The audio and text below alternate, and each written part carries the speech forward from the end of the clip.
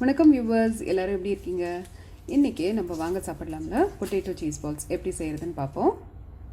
3 medium size உருளைக்கிழங்கு குக்கரில் போட்டு 3லேருந்து 4 விசிலுக்கு வேக வச்சுக்கோங்க. இது நல்லா ஆறுனதும் எடுத்து ஃப்ரிட்ஜில் வச்சுருங்க. நான் இது காலையிலேயே செஞ்சுட்டேன். இப்போ பார்த்திங்கன்னா அந்த தோலை ரிமூவ் பண்ணுறதுக்கு ரொம்ப ஈஸியாக இருக்கும். அதே மாதிரி நம்ம இதை திருகி தான் செய்யணும். ஸோ திருகிறதுக்கு ரொம்ப ஈஸியாக இருக்கும். ஃப்ரிட்ஜில் வச்சுருந்தேன்னா திருகிறதுக்கு ஈஸியாக இருக்கும். நீங்கள் அப்படியே கையாலே அதை மசிச்சிங்கன்னா பார்த்திங்கன்னா அந்த கொஞ்சம் கொஞ்சம் சின்ன சின்ன பீசஸ் இருந்தால் கூட அந்த பொட்டேட்டோ பால்ஸ் சரியாக வராது. இப்போ இதில் 1/4 கப் அளவுக்கு பவுடர் பண்ண ப்ரெட் இல்லைனா ரஸ்க்கை சேர்த்துக்கோங்க. 1/4 டீஸ்பூன் அளவுக்கு பூண்டு பவுடர், கார்லிக் பவுடர், அப்படி இல்லைன்னா ஒரு பூண்டை நல்லா நசுக்கி சேர்த்துக்கோங்க.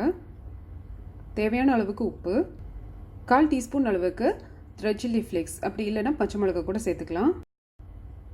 1/4 கப் அளவுக்கு திருகின சீஸ். இதுக்கு பதிலாக நீங்கள் பன்னீர் கூட சேர்க்கலாம். இதே மாதிரி திருகி சேர்த்துக்கோங்க, ரொம்ப டேஸ்ட்டாக இருக்கும்.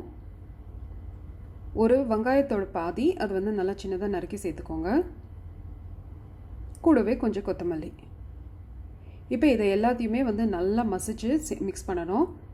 இப்போ நம்ம சப்பாத்தி மாவு பிசைகிற மாதிரியே இதை நல்லா மசிச்சு மிக்ஸ் பண்ணணும். அந்த நம்ம போட்ட பொருட்கள்லாம் ஒன்றோட ஒன்று நல்லா மிக்ஸ் ஆகணும்.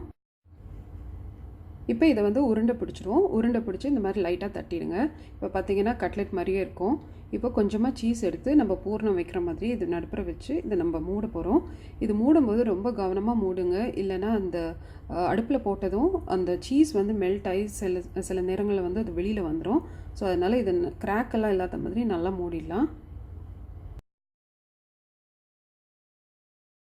இப்போ உருண்டையெல்லாம் பிடிச்சாச்சு. அடுத்ததாக ஒரு கப்பில் ரஸ்க் பவுடர் இல்லைன்னா பிரெட் பவுடர் எடுத்துக்கோங்க.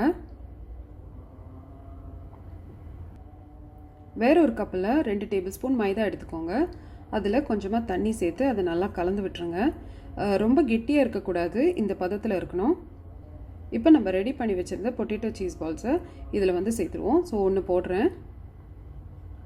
இப்போ இந்த மைதா மாவில் நல்லா கோட் பண்ணதுக்கப்புறமா அடுத்ததாக நம்ம பிரெட் க்ரம்ஸில் போட்டு நல்லா கோட் பண்ணிக்கோங்க. உங்களுக்கு டைம் இருந்ததுன்னா இது ஒரு 15 நிமிஷமாவது இது ஃப்ரிட்ஜில் வச்சு எடுத்திங்கன்னா அந்த கோட்டிங் நல்லா வரும். இப்போ இது ஃப்ரை பண்ணுறதுக்கு எண்ணெய் ரெடி பண்ணிப்போம். எண்ணெய் நல்லா காஞ்சதும் ஃப்ளேமை மீடியமில் வச்சு நம்ம இந்த பொட்டேட்டோ சீஸ் பால்ஸை ஃப்ரை பண்ணிடலாம். இந்த மாதிரி ஐட்டம்ஸ் எப்போவுமே பண்ணும்போது ஃபஸ்ட்டு ஒரு பீஸை போட்டு செக் பண்ணிக்கோங்க. ஏன்னா ஏதாவது அதில் மிஸ்டேக் இருந்ததுன்னா அந்த எண்ணெய் பூராவுமே கெட்டு போயிடும். இப்போ இதை நம்ம தட்டி விட்டுட்டே இருக்கணும். ஏன்னா இதுக்குள்ளே இருக்கிற சீஸ் உருகி வெளியில் வர்றதுக்கு சான்சஸ் இருக்குது. ஸோ அதனால் இது மாதிரி தட்டி விட்டுட்டே இருங்க.